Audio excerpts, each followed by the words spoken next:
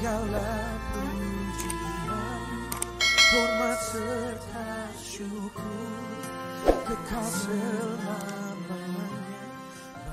Kisah seorang perdana menteri yang selalu berkata puji Tuhan.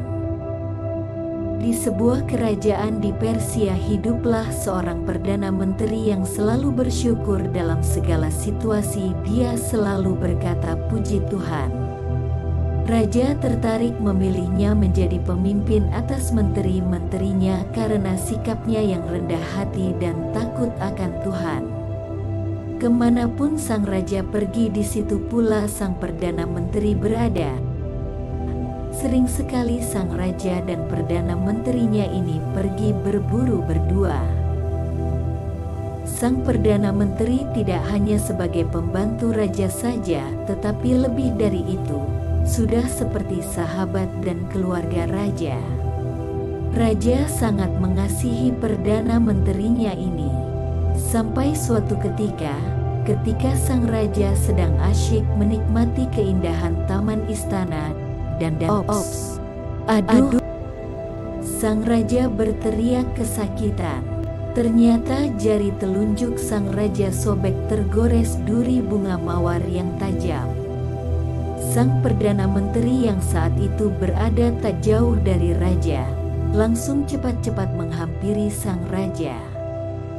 Oh, syukur, puji Tuhan, kata sang perdana menteri. Mendengar ungkapan sang perdana menteri, murkalah sang raja. Dasar orang bodoh, apa tidak bisa membedakan ya? Aku ini lagi sakit, lagi luka kena duri, kamu malah bersyukur. Pengawal, tangkap orang ini, masukkan dia ke dalam penjara. Saat itu juga ditangkaplah sang perdana menteri dan dimasukkan ke dalam penjara. Raja betul-betul marah dan kesal dengan orang kepercayaannya itu. Beberapa hari kemudian, berburulah sang raja. Kali ini sang raja hanya ditemani pengawal kerajaan. Sang perdana menteri yang biasanya ada dekatnya kini mendekam di dalam penjara. Ketika sedang asyik berburu, mengejar hewan buruannya, tanpa disadari sang raja, dia kini lepas dari pengawalan di tengah hutan. Raja kini sendirian. Sang raja mulai tersesat. Dia berusaha memanggil pengawal-pengawalnya, tetapi sayang tidak ada balasan. Dan ampun, tolong. Raja bertemu dengan orang-orang suku terasing, orang primitif yang tinggal di dalam hutan. Raja akhirnya ditangkap dan akan dijadikan korban persembahan dan akan dibakar hidup-hidup untuk dewa mereka. Sebelum akan dibakar, muncullah sang kepala suku untuk memeriksa korban bakarannya itu.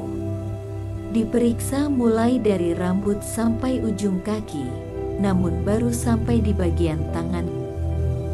Sang kepala suku terkejut dan menggeleng-gelengkan kepala. Sang kepala suku akhirnya menyuruh membebaskan si korban.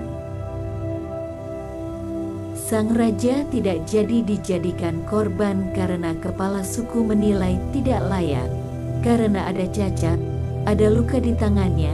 Sebab korban untuk dewa mereka harus bersih, tidak boleh ada luka. Betapa bersyukurnya sang raja. Puji Tuhan, kata sang raja.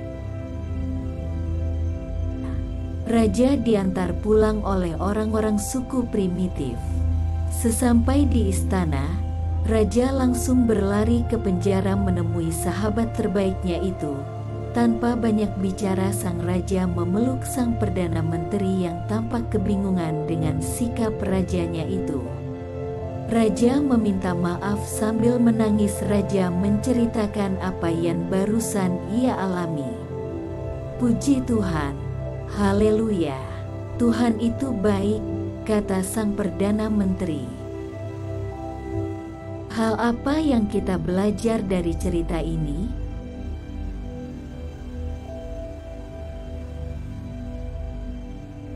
Tuhan mengajar kita untuk selalu mengucap syukur dalam segala hal, karena apapun yang terjadi di dalam hidup kita yang percaya kepada Yesus selalu ada rencana dan maksud yang terindah untuk kita, karena Tuhan tidak pernah merancangkan yang jahat tapi yang terbaik.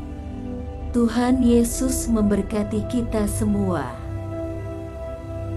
Jangan lupa dukung channel ini dan tekan tombol like dan subscribe, juga share ke teman-teman yang lain supaya memberkati banyak orang. Tetap pantau channel ini karena banyak kisah dan cerita yang menarik serta kesaksian hidup sebagai bahan referensi khotbah.